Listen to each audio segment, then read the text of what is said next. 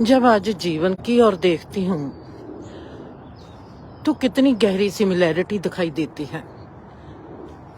ऐसे नहीं कि जिंदगी के एक मजबून में, हर मजबून में जब हम सुनते हैं, सब धर्म कहते हैं कि परमात्मा एक है,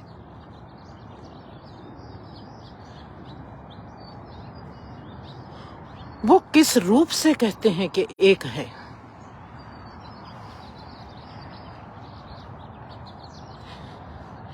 जैसे चार बच्चों की माँ एक होती है,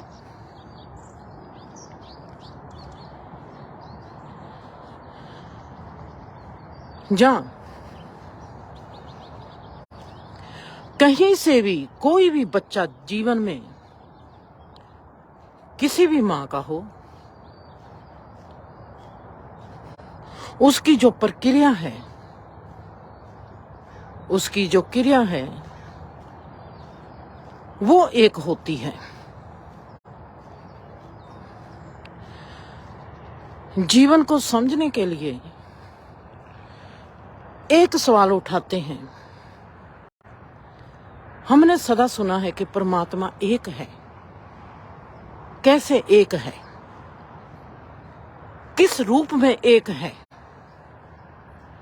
या हर रूप में एक है? जिंदगी का कोई भी मजबून उठाती हूं,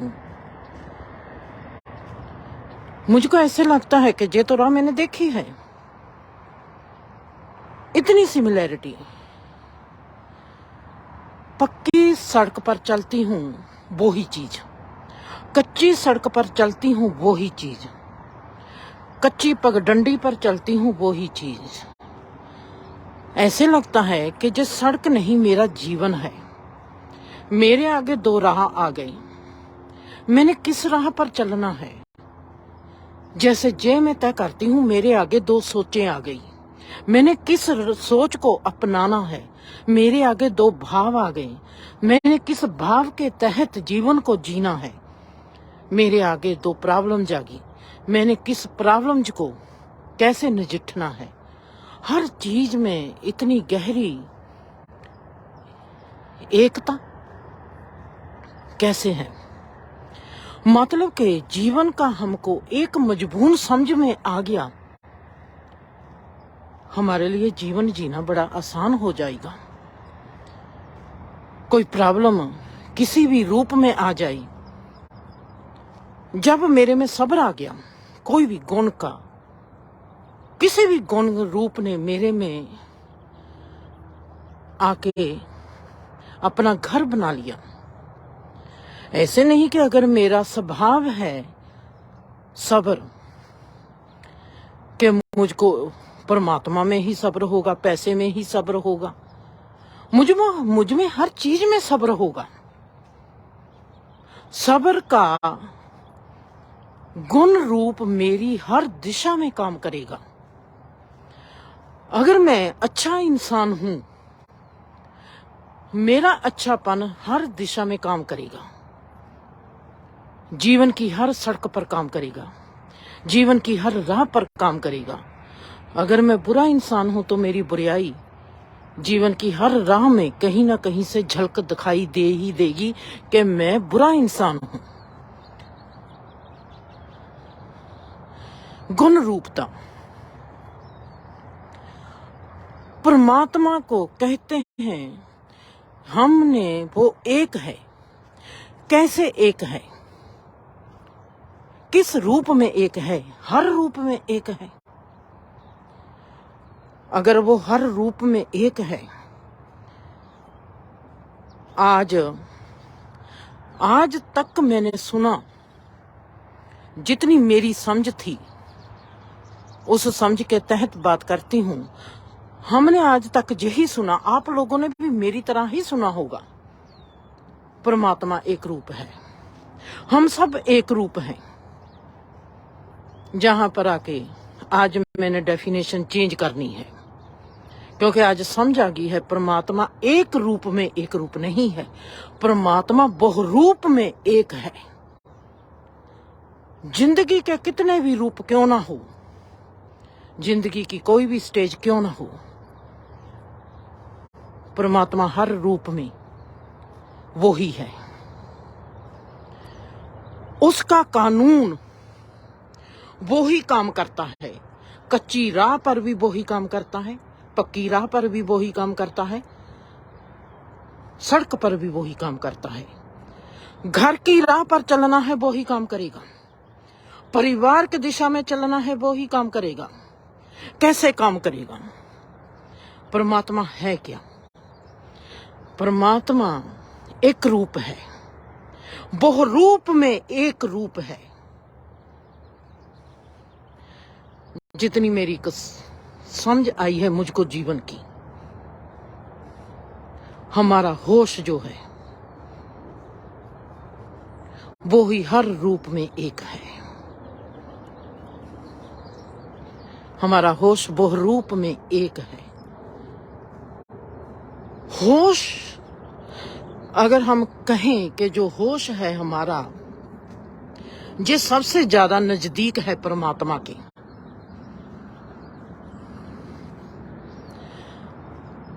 होश में परमात्मा है।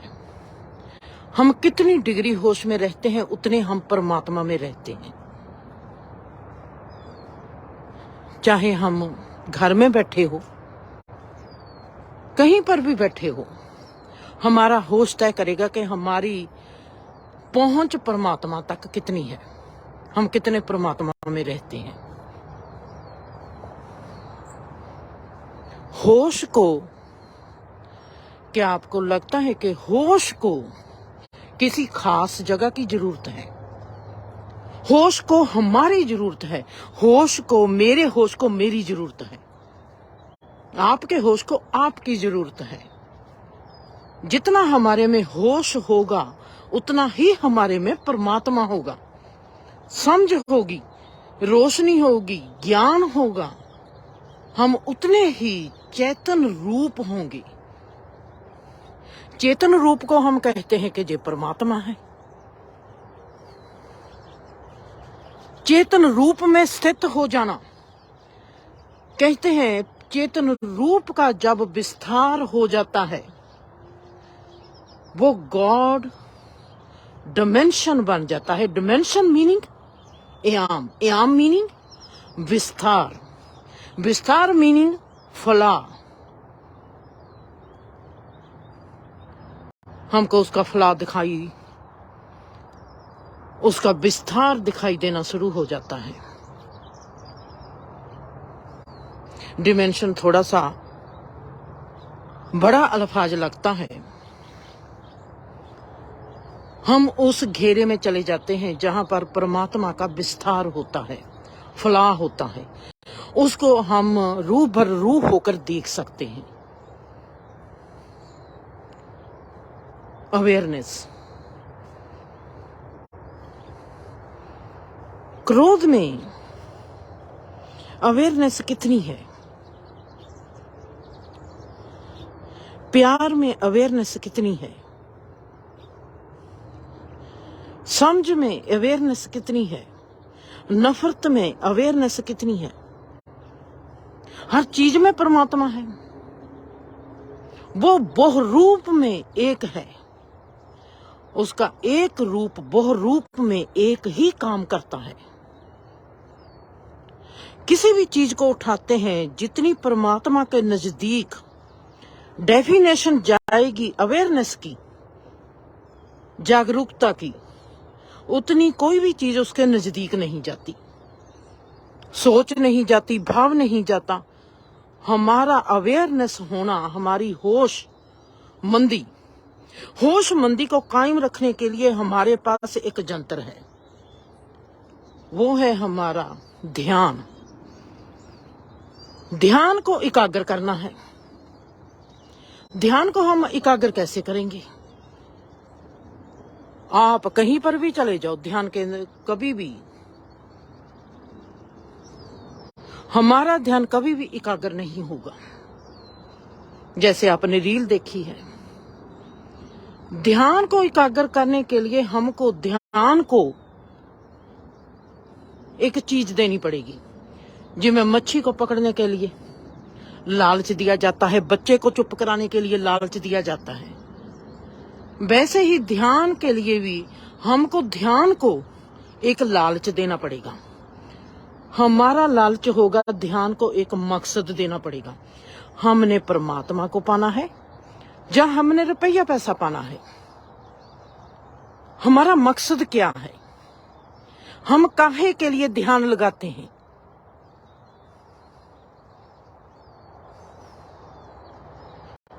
पैसा कमाने के लिए भी ध्यान लगाना पड़ेगा।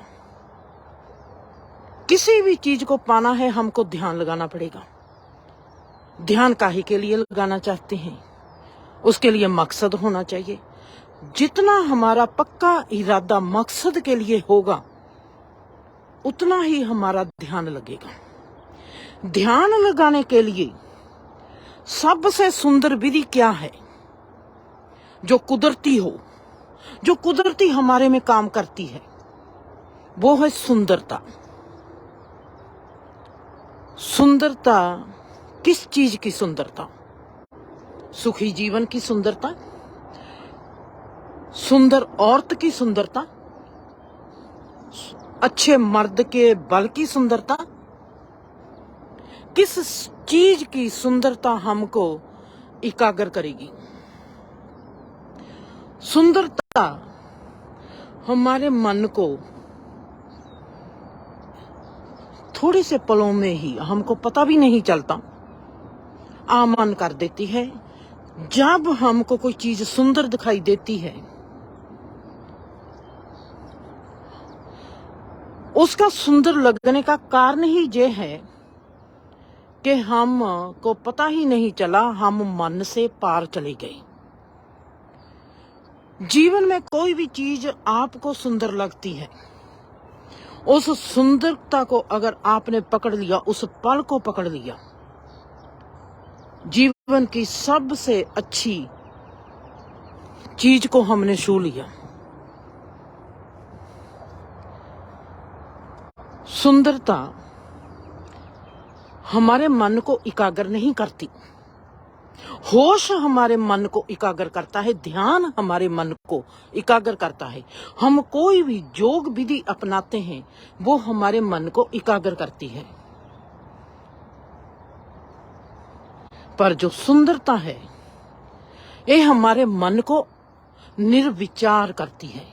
चाहे वो निर्विचारता हमारे लिए 1 मिनट ही की क्यों ना हो, हमको जीवन सुंदर उस वक्त लगेगा, जीवन की कोई चीज सुंदर उस वक्त लगेगी जब हमारा मन आमन हो जाएगा। हमारे मन की स्थिति रुक जाएगी, हमारे में एक पाज आ जाएगा। जहां पर भी किसी भी चीज में, किसी भी अवस्था में, किसी भी स्थिति में हमारे में पाज आ गया, वहीं पर हमारे में निर्विचारता आ गई।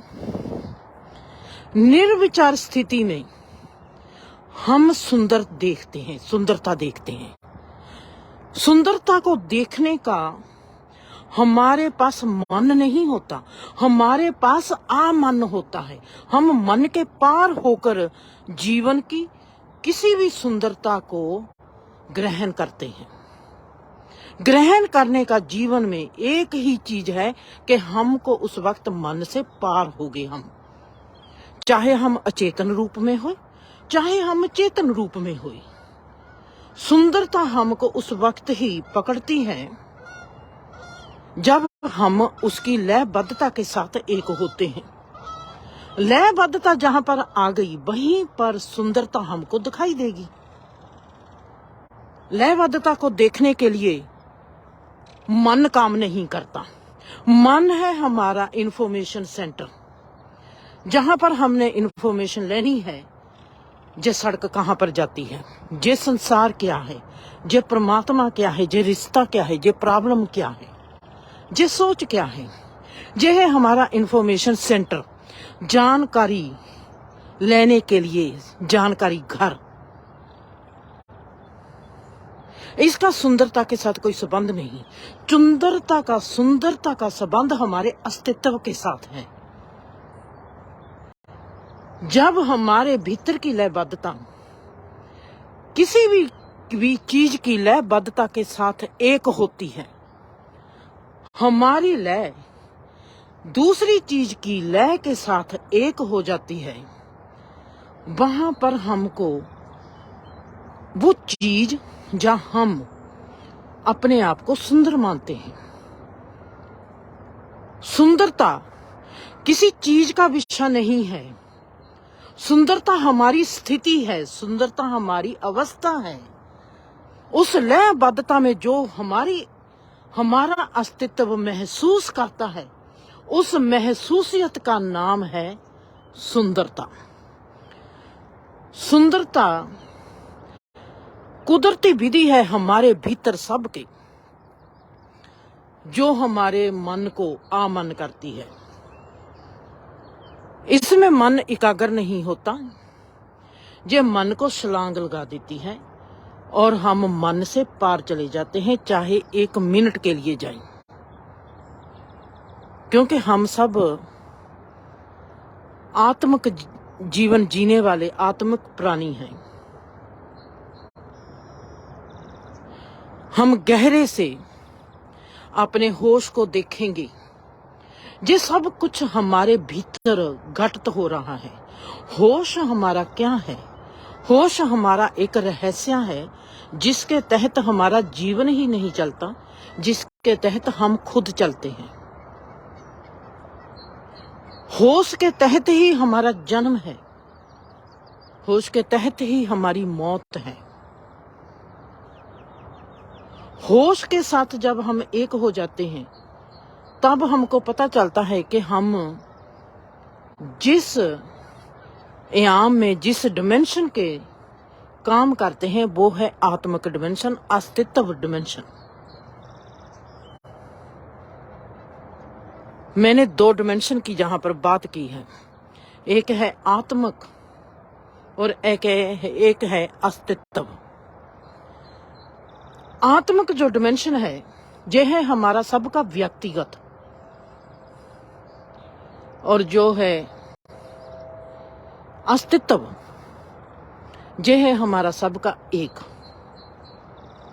अस्तित्व एक है, आत्मा हम सब की अलग अलग है। आत्मा के तहत क्या चीजें आती हैं, हमारे को उसकी जानकारी चाहिए। अस्तित्व में क्या क्या आता है, हमको उसकी भी जानकारी चाहिए। ये जानकारी हमको कौन देगा? हमारा मन देगा। जहां से हमको ये जानकारी मिलेगी, चाहे वो परमात्मा की जानकारी हो, चाहे वो संसार की जानकारी हो, वो तय करेगा हमारा मन। तो मन क्या है, जिसको सिंपल लफ्जों में कह दिया कि ये है हमारा एक जानकारी हाउस, इंफॉर्मेशन सेंटर, जहां से हमको इंफॉर्मेशन मिलेगी जिंदगी की। मन हमारी जिंदगी की इंफॉर्मेशन सेंटर है, जानकारी घर। जहां से जानकारी कैसे मिलती है, हमको दुनिया में भी जब हम किसी मुल्क में जाते हैं, वो वहां से किसी सिटी में जाते हैं, सिटी में देखते हैं कि हमको जानकारी कहाँ से मिल जाती है। इधर जानकारी घर बनाए हुए हैं और एयरपोर्ट के बाहर ही जानकारी लेने के लिए हमको बूथ मिल जाएंगे। हम ले सकते हैं कि हमने लॉस एंजलिस में क्या देखना है और कहाँ कहाँ जाना है और हम क्या कर सकते हैं। हर चीज की जानकारी मिल जाती है। जानकारी घर में लॉस एंजलिस की,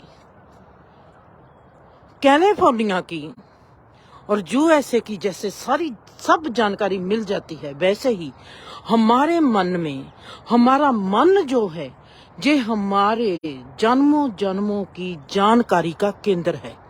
हमने कहाँ पर अनुभव किए हैं, कैसे अनुभव किए हैं, कहाँ पर हम कैसे चले हैं। मन को एकाग्र करने का मतलब क्या है? जो ध्यान है हमारा, ये प्रॉपर्टी किसकी है? जो मेडिटेशन करते हैं, जो योगा करते हैं, ये किसकी प्रॉपर्टी है? ये प्रॉपर्टी है हमारे मन की।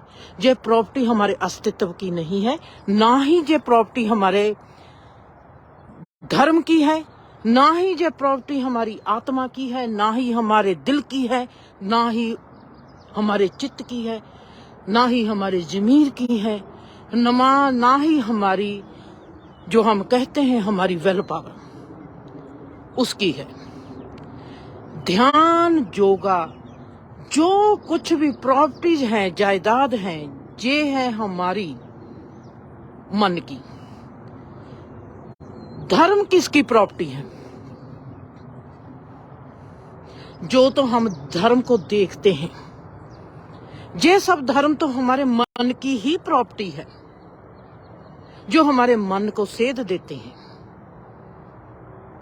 पर धर्म, जो हमारा असली धर्म होता है, वो हमारे अस्तित्व का होता है। हमारे अस्तित्व का धर्म क्या है? वो सबका एक होगा। जैसे मैंने कल कहा, हर इंसान प्रेम चाहता है, हर इंसान सबकी सेवा करनी चाहता है, हर इंसान प्यार देना चाहता है, प्यार लेना चाहता है। जहां पर हमारे में सिमिलैरिटी है, हम एक जैसे हैं, समरूप हैं। एक होता है एक रूप। एक रूप का मीनिंग होता है हम किसी के साथ एक रूप हो गए, हम एक हो गए। समरूप होता है कि हमारे में सिमिलैरिटी है, हमारे कुछ स्वभाव मिलते हैं, हमारे कुछ स्वभाव नहीं मिलते हैं। ऐसे ही जो मन है, जो हम मेडिटेशन करते हैं, योगा सिस्टम है, सब कुछ, ये सब प्रॉपर्टी है हमारे मन की। ये हमारे मन को साधते हैं। हमारा मन सन्यासी होता है, हमारा मन संत बनता है। आत्मा नहीं संत बनती, हमारा मन सन्यासी होगा, हमारा मन पुजारी होगा, हमारा मन ही धार्मिक व्यक्ति होगा, हमारा मन ही स्पिरिचुअल व्यक्ति बनेगा, हमारा मन ही बिजनेसमैन बनेगा, हमारा मन ही सब कुछ करेगा।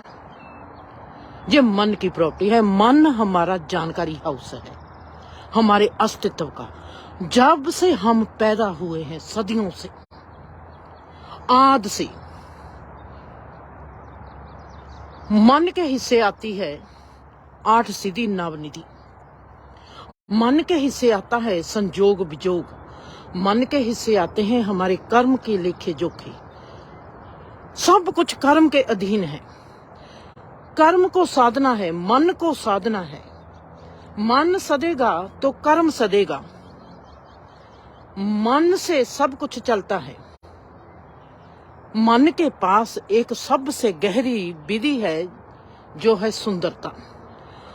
सुंदरता कहां पर हमको दिखाई देती है? सुंदरता दिखाई देती है हमको किसी के गुण रूप में। किसी के गुण रूप में हमको सुंदरता क्यों दिखाई देती है? गुण क्या होते हैं? किसी इंसान की क्वालिटी क्या होती है? हम कहते हैं कि ये इंसान करैक्टर का बहुत अच्छा है। उसके करैक्टर में ऐसी क्या चीज आ गई? उसके करैक्टर में बल आ गया, ताकतवर है, हिम्मतवर है, वो जुबान का पक्का है, उसमें वफादारी है। क्वालिटीज क्या होती हैं? गुण रूपता क्या होती है? गुणों की सुंदरता होती है। जिस्म की सुंदरता होती है। जिस्म एक जैसे होते हैं सबके, पर कई जिस्म हमको सुंदर लगते हैं, कई जिस्म हमको सुंदर नहीं लगते। कई आपको रंग गोरे दिखाई देंगे, पर वो इंसान के पास आपका ठहरने को दिल नहीं करेगा। किसी का रंग डार्क होगा, आपको वो प्यारा लगेगा। उसमें कोई लयबद्धता है। उसमें किस चीज की लयबद्धता है? गुण की। उसकी कोई क्वालिटी है, उसके पास कोई गुण है। गुण सुंदरता को लेके आते हैं, इंसान को सुंदर बनाते हैं। बड़ी ही अजीबोगरीब कहानी है जो जीवन की। मेरे को आज एक किसी की याद आ गई। इंडिया में थे, वो मिलने आए थे, हरी और ललिता। ललिता की आज भी मुझको स्माइल याद आती है। मैंने उसको ध्यान से देखना, बहुत प्यार, बहुत प्यारी उसकी स्माइल प्यारी, उसकी आंखों में झलकती हुई हंसी प्यारी। होंठ ही नहीं मुस्कुराते उसके, उसकी आंखें मुस्कुराती हैं। उसका चलने का तरीका आम औरतों की तरह औरत है, पर इतनी सुंदर क्यों लगती है वो। आज मुझको उसकी सुंदरता याद आ गई। वो क्यों सुंदरता लगी? बहुत चिर के बाद, बहुत वक्त के बाद किसी सुंदर औरत को देखने को मिला। बहुत सुंदर लगती थी। उसका बैठने का, उसका चलने का तरीका, उसका बात करने का तरीका, उसमें कौन सा ऐसा गुण था कि जो उसके औरतपन को निखारता था। मैंने रवि को कहा, देवेंद्र को कहा, कितनी प्यारी लगती है उसकी स्माइल। आज भी मेरी आंखों के आगे है।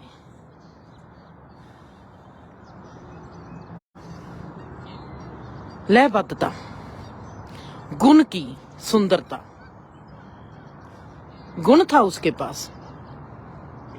कोमल थी वो, कोमल है वो, कोमल सा एहसास है उसका। आवाज,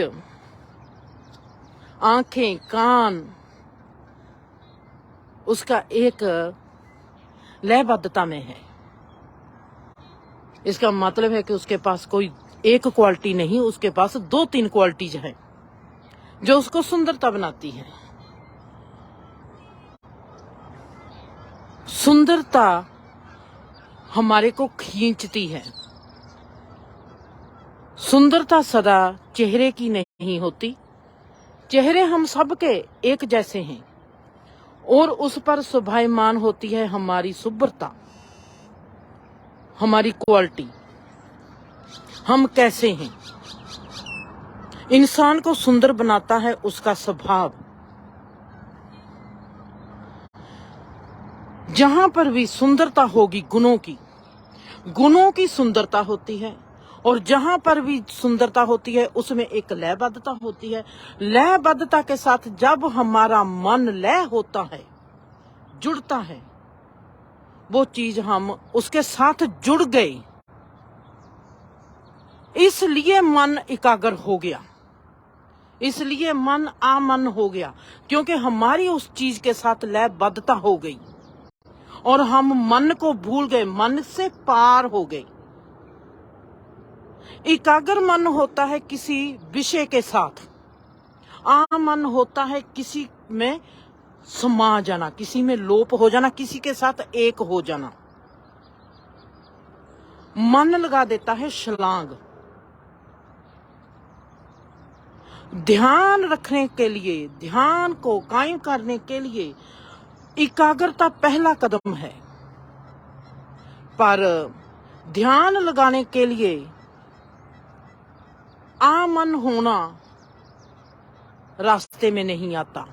आमन जो है, निर्विचारता जो है, ये ध्यान के पार की चीज है। आप ऑलरेडी मेडिटेट हो गए, आपको मेडिटेशन करने की जरूरत नहीं है। सुंदरता हमारे मन को निर्विचार अवस्था में ले जाती है सीधा ही।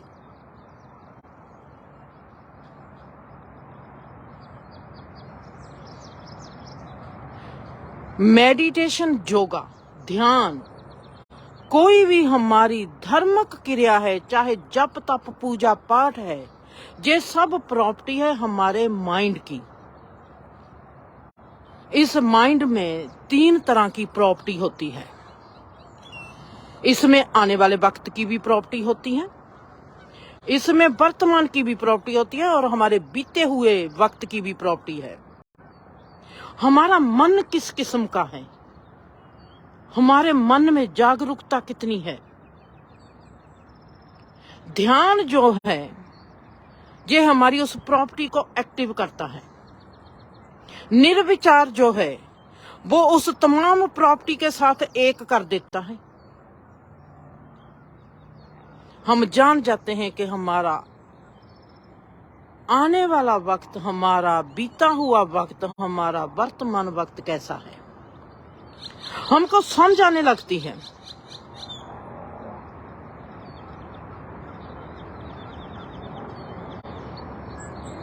इसके साथ हमारा मन सिर्फ संसार की ही समझ हमको नहीं देता, हमारी समझ की समझ भी देता है, हमारी अकल की समझ भी देता है, हमारे परमात्मा की समझ भी देता है, हमारे कर्म की समझ भी देता है। मतलब कि जो मन है ये हमारे बाहर के संसार की भी हमको समझ देता है, हमारे भीतर के संसार की भी हमको समझ देता है। इन दोनों को जोड़ देता है। मन से पहचान होती है परमात्मा की, मन से पहचान होती है आत्मा की, मन से ही पहचान होती है संसार की। संसार है हमारा जानकारी हाउस, जहां से हमको जानकारी मिलती है। इसलिए जो 8 सिद्धि है, नवनिधि है, ये हमारे प्रॉपर्टी है मन की, ये हमारी प्रॉपर्टी आत्मा की नहीं है। आत्मा सिर्फ सीधा साधा सा एक बल, हमारा बल रूप है, हमारे अस्तित्व का बल रूप है।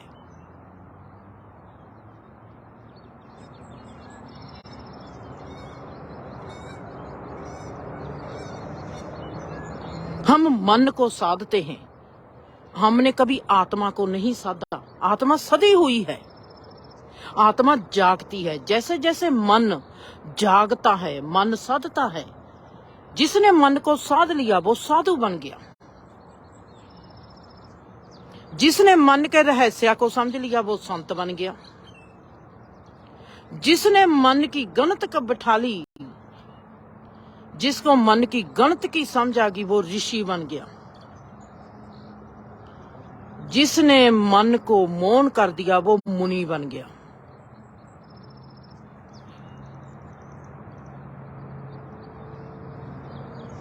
जिसने मन को निर्विचार से पार ले गया, जिसका मन अलोप हो गया, जिसने निर्वाणा प्राप्त किया। मन का निर्वाणा होता है, कदे भी निर्वाणा अस्तित्व का नहीं होता।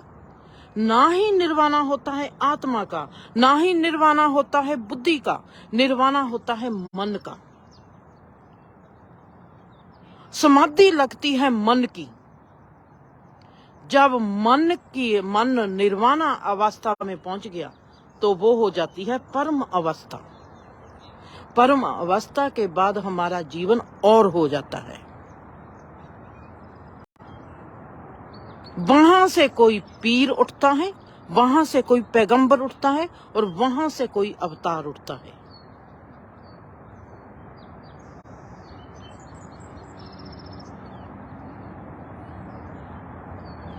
जिसको कहते हैं मौत से पहले मर जाना। कल आपने रील में सुना, मौत से पहले मरते हैं भाई। मौत को कैसे देखेंगे? मरकर देखेंगे। जब हमको मौत आएगी उस वक्त तो हम आके बता नहीं सकते। हमको मौत देखनी पड़ेगी जींदे जी। ध्यान है जब हमारा मन आमन हो जाता है, उससे हमको जानकारी परमात्मा की ही नहीं मिलती, संसार की ही जानकारी नहीं मिलती। उसमें हमको जानकारी मिलती है मैं पैदा क्यों हुआ, मैं पैदा कैसे हुआ, मौत क्या है, जीवन क्या है। मन नहीं होगा तो हमको कोई भी जानकारी कभी भी नहीं मिलेगी। मन जो है हमारा बही खाता है, जिससे हमारे जुगों जुगों की यात्रा का विवरण लिखा हुआ है। मन को कभी हमने ऐसे नहीं सोचना कि मन पापी है। हम मन हमारा ग्रंथ है, हर इंसान का ग्रंथ है उसका मन, जिसने उसकी जुगों की यात्रा को अपने भीतर रखा हुआ है।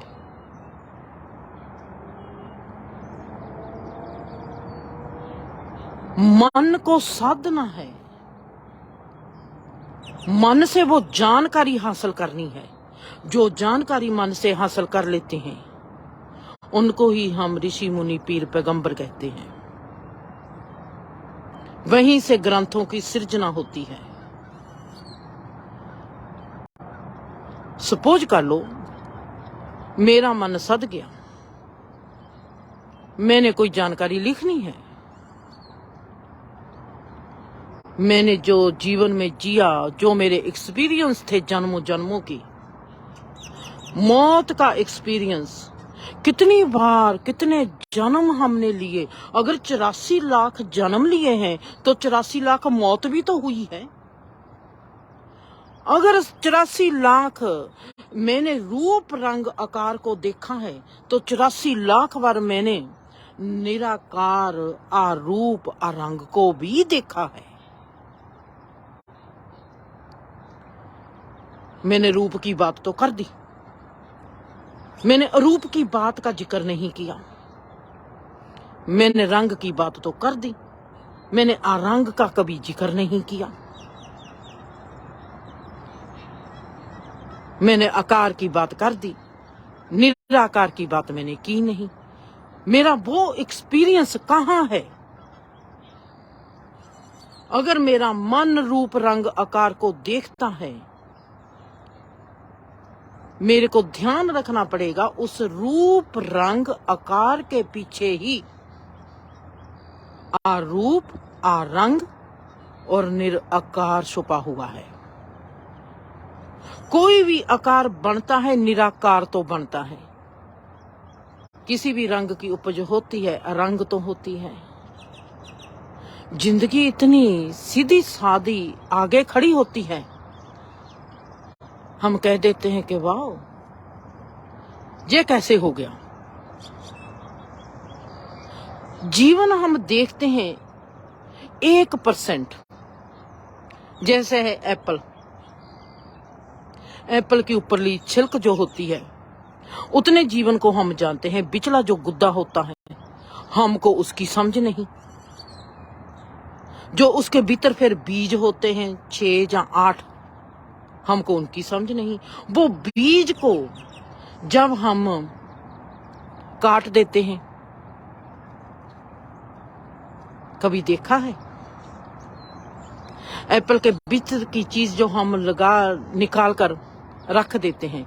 कल जब मैं बच्चों के लिए एप्पल काट रही थी, परिंदों के लिए उनका फ्रूट सैलेड बना रही थी, मैं एप्पल काट रही थी। एप्पल को काटते काटते वहां पर मेरे में मन मेरे को समझाना शुरू कर गया।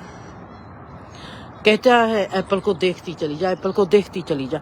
कहीं कहीं पर एप्पल में एक लकीर आती थी जिसका कलर होता था एप्पल का ऊपरला जो हिस्सा होता है, जिसको हम कहते हैं फेल्क।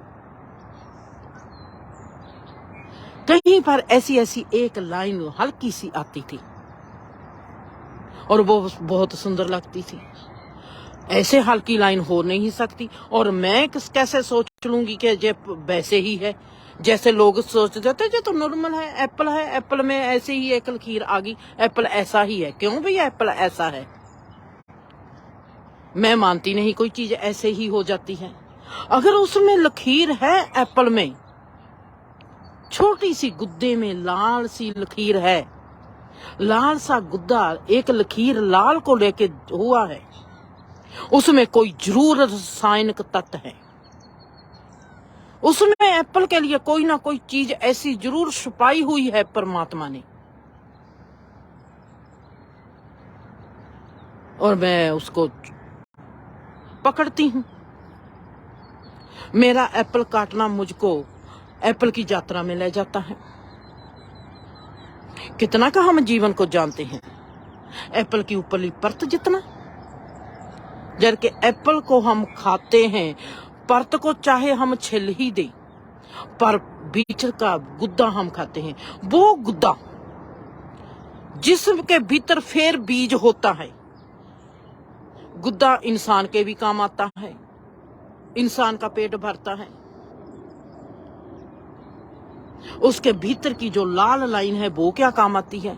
उसके भीतर फिर 6 बीज होते हैं। जो बीज को संभालता है वो है गुद्दा। गुद्दा इंसान के भी काम आता है, खाने के लिए उसको रज देता है, पशु के भी काम आता है, पक्षी के भी काम आता है, और वो फिर अपने बीज को संभालता है। मेरा हाथ फिर उड़ता है, अपने सिर पर मारती हूं कि तू है क्या? मैं सोचती हूं अगर परमात्मा मेरे आगे एक दिन आकर बैठ गया, किसी रूप में आकर बैठ जाए, आज तो एप्पल के रूप में आकर बैठा है, मैं कहती हूं इंसान के रूप में आकर बैठ जाए। मैं अपने रूप में नहीं मांगती कि मेरे आगे मैं ही बैठी हूं कि चल मैं करती हूं अपना ही चीर फाड़। सोच लेती हूं कि परमात्मा मेरे में आ गया। परमात्मा किसी इंसान के रूप में आकर मेरे आगे बैठ जाए और मुझको इतनी मोहलत दे के मैं उसका चीर फाड़ कर सकूं।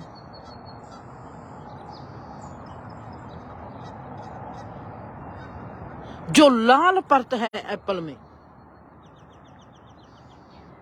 इंसान के खाने के काम आती है, जो उसमें सभी रासायनिक तत्व सब कुछ मौजूद है। गुद्दे से ले लेता है बीज, फिर अपना सब कुछ बीज उस गुद्दे में, गुद्दे के रासायनिक तत्व हैं जो सब ले लेता है। इंसान के काम आते हैं जो भीतर की एक लाइन होती है, फिर बाकी का गुद्दा पेट को भरता है। जो बाकी का गुद्दा है उस लाल लकीर में जो रासायनिक तत्व हैं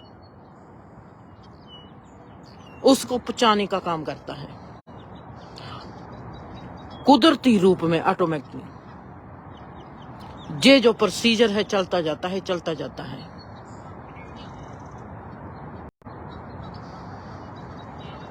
जीवन को हम कितना जानते हैं? कुछ भी नहीं। किसी भी चीज को हम जानते तक नहीं। देख लो कितने मसले जीवन में खड़े होते हैं। कोई धर्म के नाम के मसला खड़ा होता है, कोई किसी के नाम पर मसला खड़ा होता है। इंसान अज्ञानी का अज्ञानी, किसी मसले से कुछ हम सीखते नहीं, अपनी किसी सोच से सीखते नहीं, हम अपने किसी भाव से सीखते नहीं। हम कितने के हैं परमात्मा में। होश जो है हमारा वो परमात्मा रूप है, परमात्मा का एक्शन है, परमात्मा का होश जो है हमारे लिए आज भी होश जो है वो है स्पेस की तरह। पर आप सोचो, होश हमारे लिए स्पेस की तरह है, हम होश से होश में रहते हैं। ये जो होश है ये परमात्मा का एक्शन रूप है, उसका आकार रूप है, उसका रूप रंग है। होश जो स्पेस है ये परमात्मा का रूप है, जैसे मेरा रूप है। अगर होश जो हमारे लिए निराकार है, अरूप है, रंग है, सोच है, भाव है, वो परमात्मा का रूप है, रंग है, आकार है। जो हमारे लिए निराकार है वो परमात्मा का आकार है। जो हमारे लिए अरूप है वो परमात्मा का रूप है। जो हमारे लिए रंग है, वो परमात्मा का रंग है। अब परमात्मा कैसा होगा? जिसका जे रूप रंग आकार निराकार अरंग अरूप आसोच अभाव है, जिसके तहत वो काम करता है हमारे में, तो उसका अपना असली रूप रंग आकार क्या होगा? हम तो खड़ गए फिर उसी बात पर। होश का क्या रूप रंग आकार होगा? होश जो है ये तो पहले ही खुद में अरूप अरंग अरूप है, रंग है, निराकार है। और ये जिसका रूप रंग आकार है, तो उसका रूप रंग आकार क्या होगा?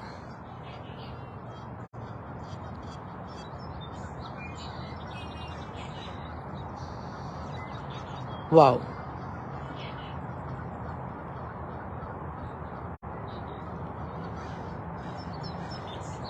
परमात्मा ने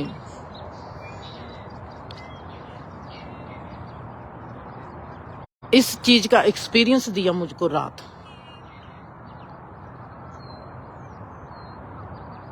ऐसा कैसे हो सकता है? मरने से पहले मरना क्या होता है? जीने से पहले जी लेना क्या होता है? एक बार मैंने आपको जिक्र किया, इसके बाद मैं प्रोग्राम बंद करूंगी।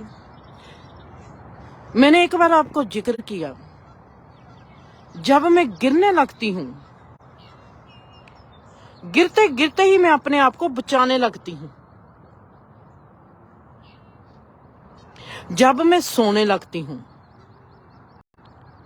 सोते सोते ही मैं अपने आप को जगाने लग जाती हूं। बड़ी ही एक आपको जिंदगी का जो बहुत गहरा भेद है, रहस्य है, वो बताती हूं। मेरे में ये बात कब उठी? मैं गिरने लगती हूं। 5-6 बार मेरे साथ ये घटना हुई। मैं गिरने लगती हूं, मैं अपने आप को कहती हूं कि मैंने इसे गिरना है और मेरे सर पर चोट नहीं लगनी चाहिए। और मैं गिरते गिरते अपने हाथों को अपने सिर के पीछे रखती हूं कि मेरे पीछे का सिर नीचे नहीं लगना चाहिए, मेरे सिर पर चोट लगेगी। मैंने अपने सिर को बचाना है। हाथ पर चोट लगती है, लगने दो। कहीं पर भी चोट लगती है, लगने दो, पर अपने सिर पर चोट नहीं लगने देनी। गिरते गिरते मैं अपने सिर को बचाती हूँ। मेरी ये चीज मुझको जब मेरे साथ 5-6 बार वापरी, तो मेरे में ये चीज को मैंने जब ध्यान से देखना शुरू कर दिया, परमात्मा ने, इस जिंदगी ने मुझको एक विधि पकड़ा दी। जब हम कुदरती विधि में जीते हैं, कुदरती माहौल में जीते हैं, कुदरती वातावरण में अपने आप को खड़ा कर देते हैं, तो वहां पर कुदरत हमारी टीचर बन जाती है, कुदरत हमारी गुरु बन जाती है, जो हमारे जीवन को आगे लेकर जाती है। मुझको क्लिक लग गई। गिरती हुई जिंदर को सर पर सट न लगे, मैंने उसको बचाया। अब सो रही जिंदर को मैंने जगाना है। जैसे जैसे जिंदर सोने लगेगी, तैसे तैसे मैंने उसको जगाती चली जाना है। सोना नहीं, सोना नहीं, सोना नहीं। 72 घंटे मैं सोई नहीं और मेरे को नींद तक नहीं आई। और मेरे में ये भी नहीं आया कि मुझको नींद आती है, मेरे में ऊब आ गई है, या मेरे में थकेवा आ गया है, या ऐसा आ गया है। मैंने मोनिका को कहा, मोनिका कितना वक्त हो गया मैं सोई नहीं। मुझको एक चीज समझ में आ गई, मैंने सोते वक्त आपको अपने आप को जगाना है। वहां पर मेरे को फिर एक क्लिक बज गई। मतलब कि अगर मैं सोते वक्त आपको अपने आप को जगाती रहूंगी, इसका मतलब है कि एक दिन मैं मरते वक्त अपने आप को मरने नहीं दूंगी। जहां से बात ही खत्म हो गई। कहानी ने ही मोड़ नवा ले लिया, जिंदगी ही नवे हिस्से में मुझको लगी। अगर मेरे में ये है कि मैं गिरते वक्त सिर को बचाना है, सिर पर चोट नहीं लगने देनी।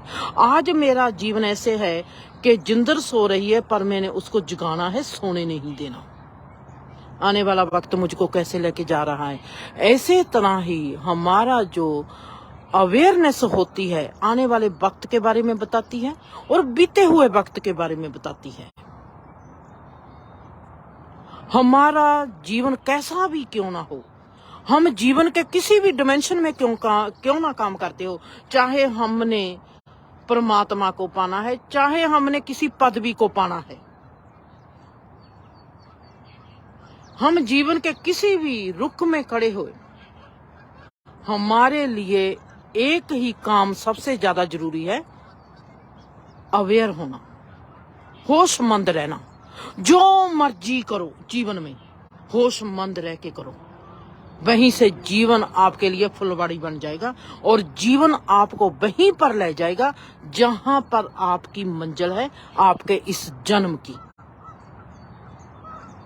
और आप खुशी से अपनी मंजिल पर पहुंच जाओगे। जीवन का भी मजा लोगे, जीने का भी मजा लोगे।